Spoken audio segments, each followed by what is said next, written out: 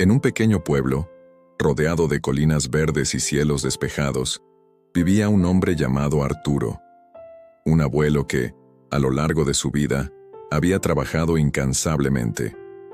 Con manos curtidas por el sol y la tierra, había construido un futuro, no solo para él, sino para los que vendrían después. Cada moneda ahorrada era un ladrillo más en la fortaleza de seguridad que deseaba dejar a su familia. Su esposa, Elena, y sus hijos habían crecido bajo la sombra de su esfuerzo, aunque quizás nunca comprendieron del todo la profundidad de su sacrificio.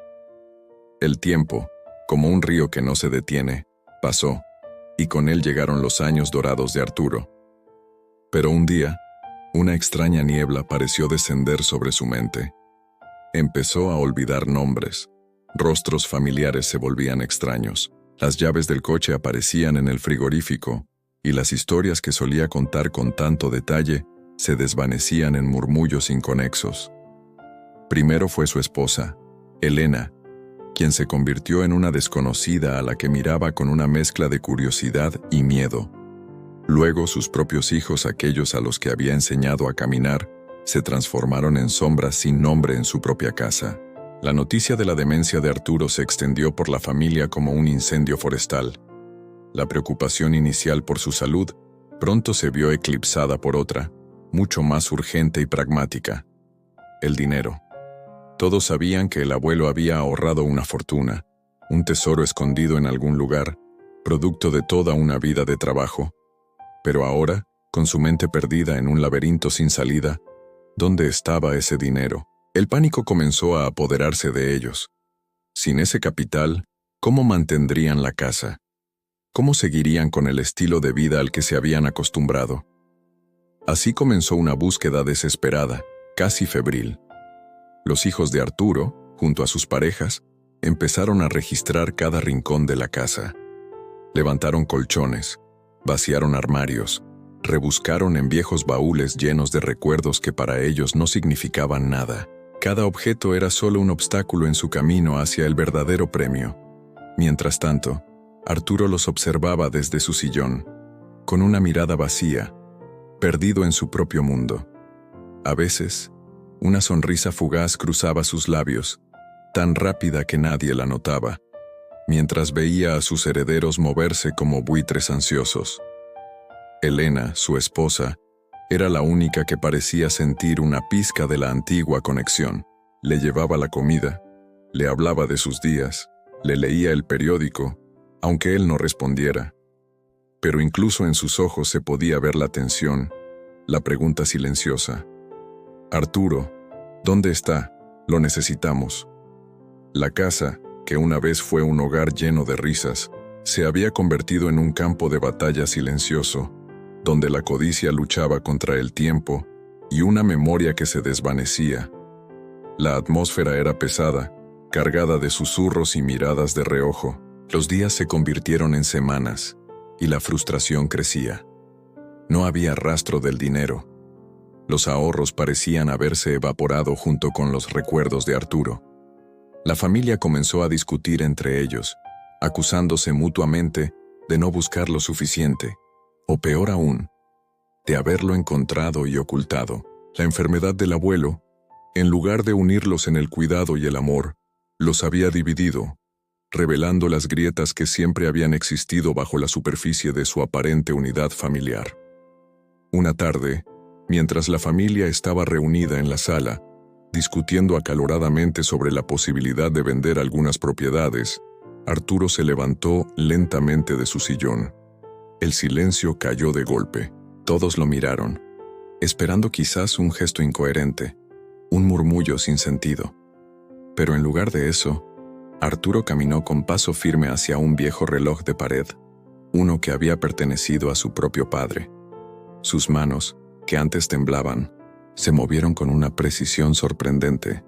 Abrió un compartimento secreto que nadie conocía y sacó un sobre grueso y amarillento. Los ojos de todos se clavaron en el sobre. Era ese. Tenía que ser ese.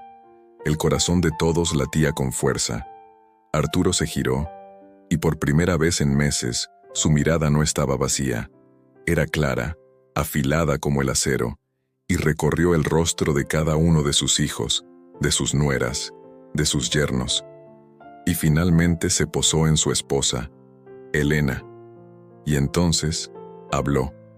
Su voz, firme y sin rastro de confusión, resonó en la habitación silenciosa.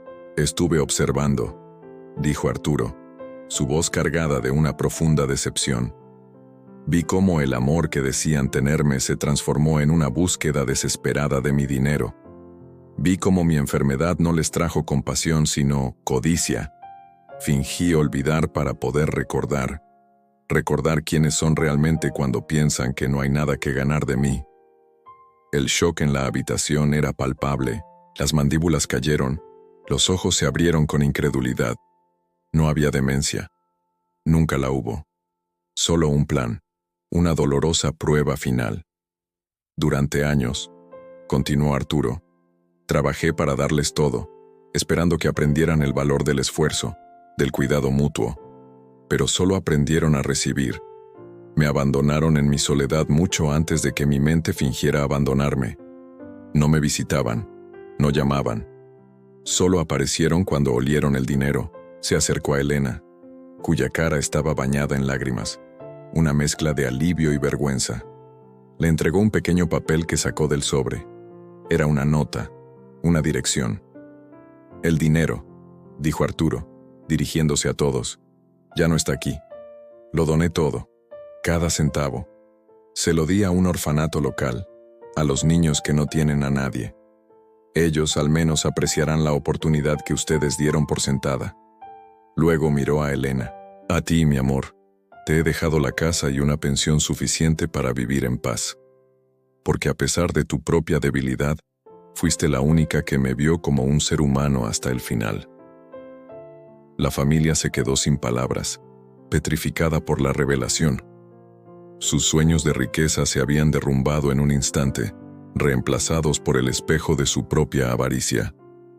Arturo había perdido a su familia mucho antes de fingir perder la memoria, pero al hacerlo, había ganado algo mucho más valioso: la verdad. Una verdad dolorosa, sí, pero liberadora. Se dio la vuelta y salió al jardín, respirando el aire fresco como si fuera la primera vez. Finalmente, estaba libre. Libre de las expectativas, de la codicia y de una familia que nunca lo había amado por quien era, sino por lo que tenía. Esta historia nos recuerda que la verdadera riqueza no se cuenta en monedas, sino en momentos de amor, cuidado y respeto genuino.